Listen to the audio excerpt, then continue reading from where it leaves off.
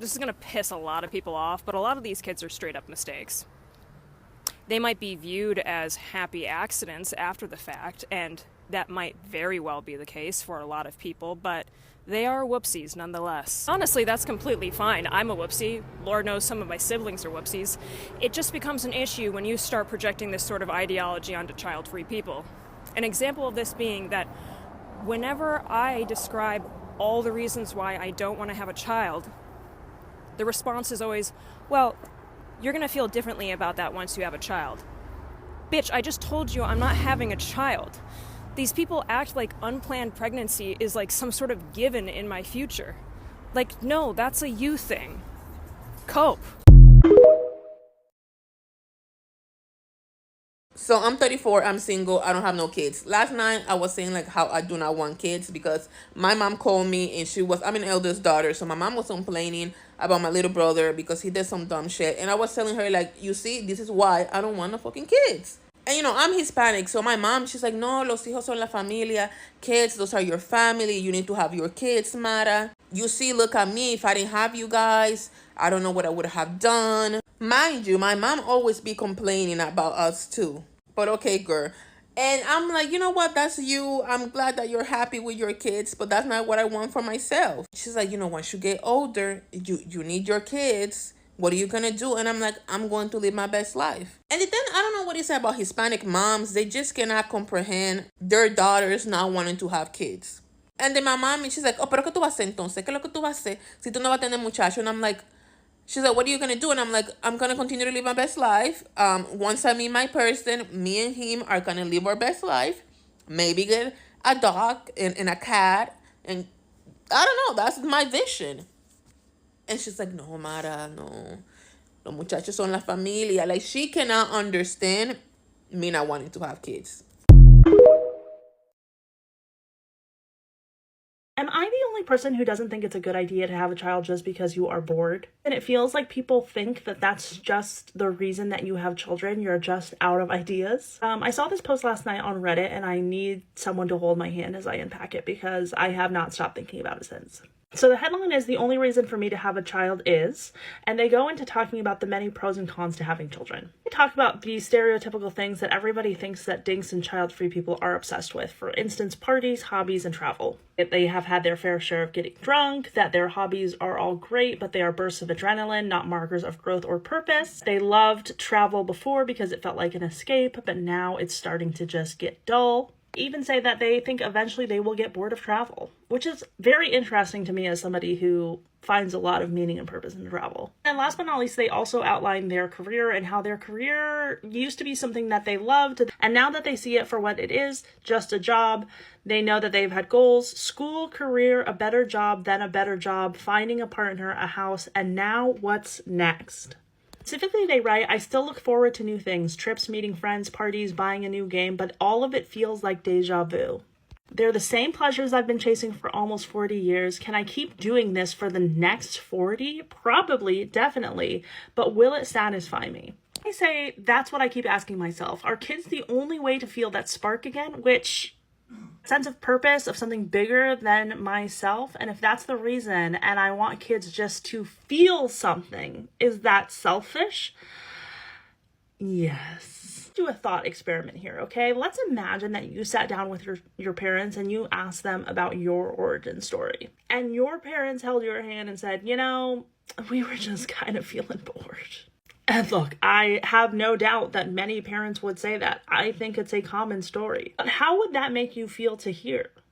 Do you want your parents to have had you just because they were bored and looking for the next adrenaline rush? Or is your hope that your parents had a genuine interest in nurturing and developing a human life? In specifically being a provider, a mentor, a protector, someone who is developing their child's characteristics? That's something I don't hear very frequently. You hear people say, I really want to be a dad, or I really want to be a mom. But it's all very surface level, and it feels rare to actually hear people say the tangible things they want to do as parents. Trick-or-treating on Halloween.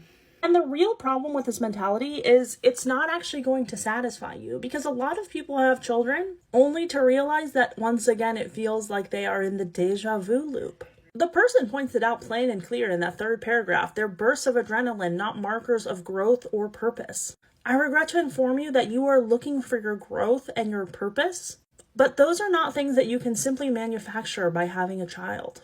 Unfortunately, that's something you need to develop for yourself, and maybe having a child is ultimately the thing that you choose gives you growth and purpose. I'm not saying that that's not a possibility. Why jump to the first conclusion that comes to mind when very honestly, that might not be the right path for you? I think as a society, we all need to get a lot more honest about the different ways that you can contribute to society. Having children is not a catch-all. And in fact, it's very unfair to the children. Kids are not a psychology project. Kids are not your therapy. It sounds like this person needs to take some time to figure out what the thing is that will give them meaning in this stage of life. Because like they said before, at some point, travel was the thing that gave them meaning. At some point, community was the thing that gave them meaning. And now they simply need a new outlet. But jumping to children as the default outlet is not fair and is kind of intellectually lazy and honestly can create harm. So think really carefully before you choose to have children. Make sure that's actually the mission that you want to support, not just something you do on a whim. I want to have 10 kids. How many kids do you plan on having? I don't want to have kids at all. You don't want any kids? No, I don't. Nah, being a mom is not for me. But you're a woman. You're supposed to have kids. Just because I'm a woman doesn't mean that I have to have a kid. That's not my only life purpose. But who's going to take care of you when you're older? Like, who can you take advantage of? Well, for one, I'm going to exercise and eat healthy so nobody will have to take care of me. And for two, I'm not going to take advantage of my kids, and I'm not going to use them just so they can take care of me. You are so selfish for not having kids. You're ruining your family's bloodline. I'm the one being selfish when I don't want kids. You just said that you would take advantage of your kids and you would use them just so they could take care of you. I'm happy being single with no kids. Okay, well, I'm happy with my 5 kids that I got. Yeah, 5 kids that you can barely take care of. 2 of them you don't even know who their father is, and you can barely even afford McDonald's for them. At least I'm continuing my family legacy, though. What legacy? You barely have any accomplishments. All you do is pop kids out. The only time you hear congratulations is when you have a baby. Well, just know that you finna die alone. Okay, and that's what my pet dog is gonna be for.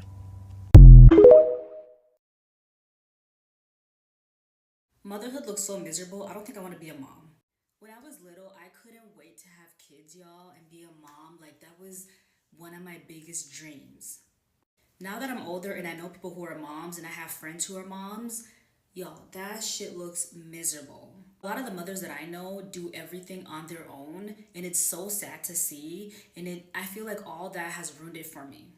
And it's not even them. I've seen so many posts of mothers on social media just struggling, having to do everything on their own. And I know this is not everybody's situation, but honestly, I'm not willing to take that risk. Like, sometimes when I come home from work after a long day, I just sit in my bed and I think, oh my God, if I had kids and I had to deal with them after the day that I've had, I would lose my shit. And honestly, when I look around, the happiest people that I know, they don't have kids and they're doing amazing. Something that also pushed me away from motherhood was the fact that I could lose myself. I know this is not everybody's case, but just the thought of that really just scared me, and I'm just like, I'm okay. The number one advantage for a single woman right now, if you want to become unpunishable, that is resourced, rooted and regulated, being child-free. I've been coaching women for nearly 10 years who are in corporate and also run their own businesses. The number one thing that has come up in every one of the sessions with women who are mothers is that they are struggling to find the time, the opportunity, but also often actually the permission to put themselves first, to build wealth, to pursue a new hobby or interest, to focus 100% on their career in that moment in time.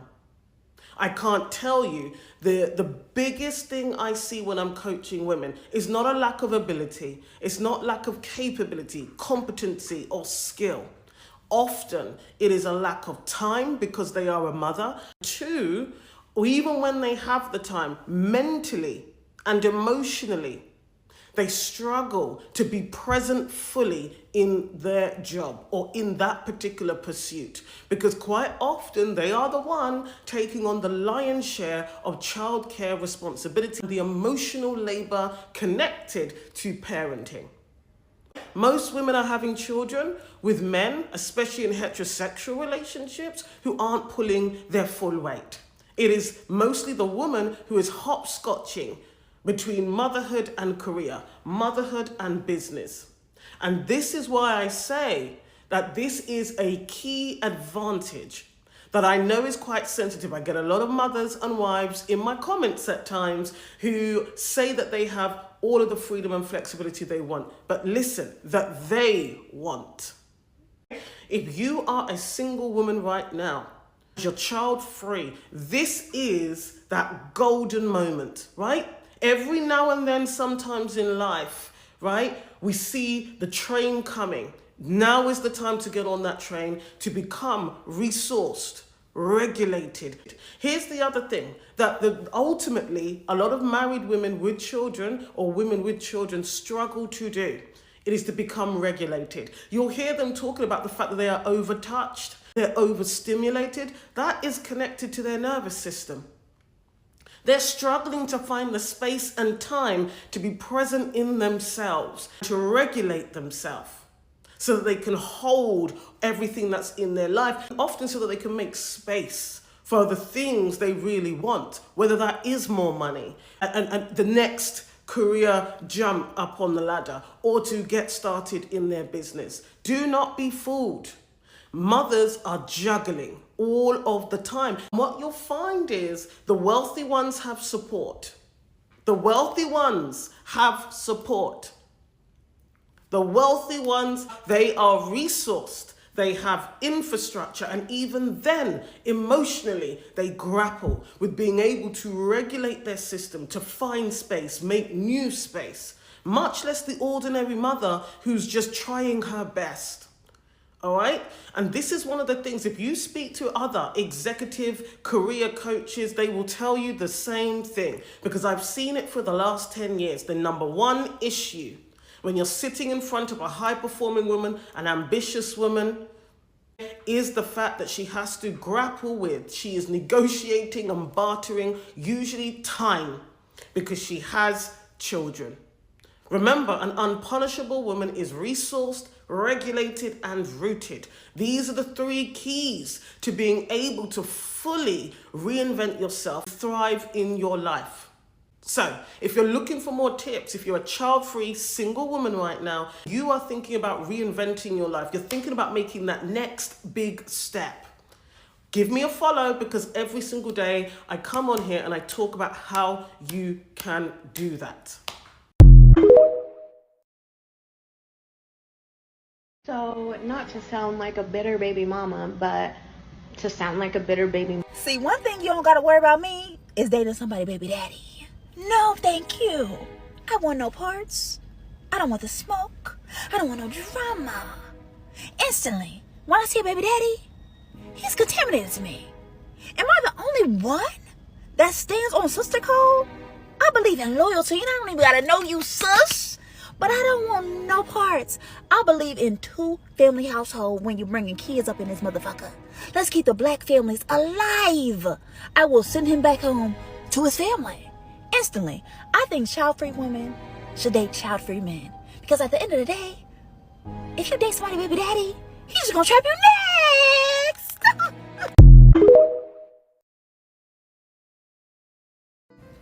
I think being 40 years old with 0 children is actually younger than being 25 years old with 2 children or any amount of children. And I think that because it's true. It is so incredibly fascinating watching people try and convince women who choose themselves, who choose to not start a family, that they're going to die miserable. That if they don't commit their life to taking care of a man and children, that they have failed. And it's all because data has shown that more and more women are choosing themselves. People hate to see women exercise autonomy, and they will really try anything to stop women from doing so. There are plenty of women in fulfilling relationships experiencing motherhood whose lives are amazing. And there are also plenty of women who are single and child-free, and their lives are also just as amazing. They have community around them. They're experiencing new things on a daily basis. And for people to come along and see that and try to convince these women that that's not good enough is insane. In fact, I would call that a hater. Because as far as I'm concerned, misogynists are haters. There is nothing more threatening to a misogynist than seeing a woman be filled with joy from herself, joy from within, and not attributed to a man or a child. To any woman who has found that joy on their own, don't let someone try to convince you that that's not enough for you. That is enough. You are enough. And no child, no man, no anything will change that. If you desire that, then that will just be in addition to the life that you've already created for yourself. But please do not let anyone try to convince you otherwise.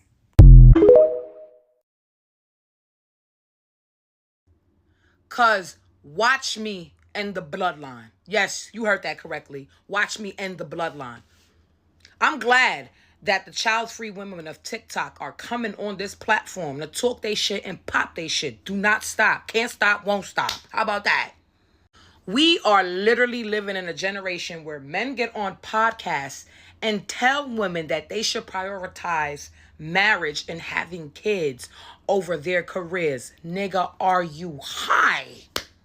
Listen, I don't have kids and I'm not gonna have kids. So stop fucking asking me. I've seen enough to fucking know better. And to be quite honest with you, like, kids is too permanent for me. I like to cut people off. It's like when people tell me I should have kids. It's like, bitch, are you gonna watch them for me? Because why are you telling me to reproduce when I don't feel like doing that? I'm glad, ladies, we are taking a stance and talking our shit, because the people them need to know that we don't want kids. I think it's okay for women not to want to have kids. Having kids is not on any of my bingo cards in any fucking lifetime. I'm sorry. The same way y'all normalize women popping out kids like it's a fucking milestone, y'all should normalize women not wanting kids.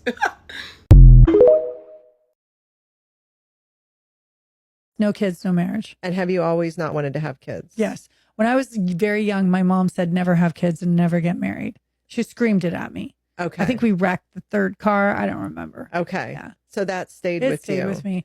And I need to re-raise myself. I had no Yes. business bringing someone else into the story right then. Yes. I just didn't. And I just didn't want the responsibility. I mean, even an animal. Yeah.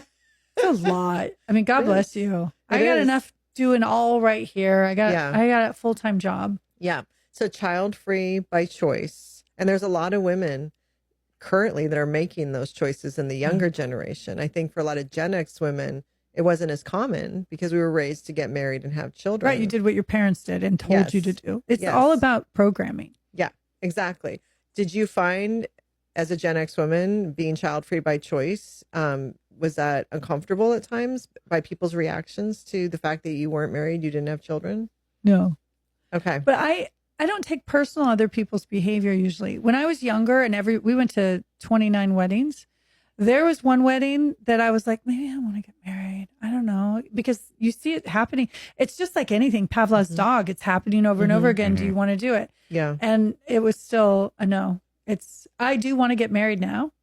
Oddly enough, I know exactly where I'm going to get married. I visioned it. I do envision it. Like I imagine it. I'm so excited. But then no, I didn't. I've been really satisfied with the choices that I've made. I'm really grateful that I made the choices that I made. I'm child free and I want to tell you a little story. I went to my gynecologist when I got engaged and I said, hey, I'm getting engaged, getting married.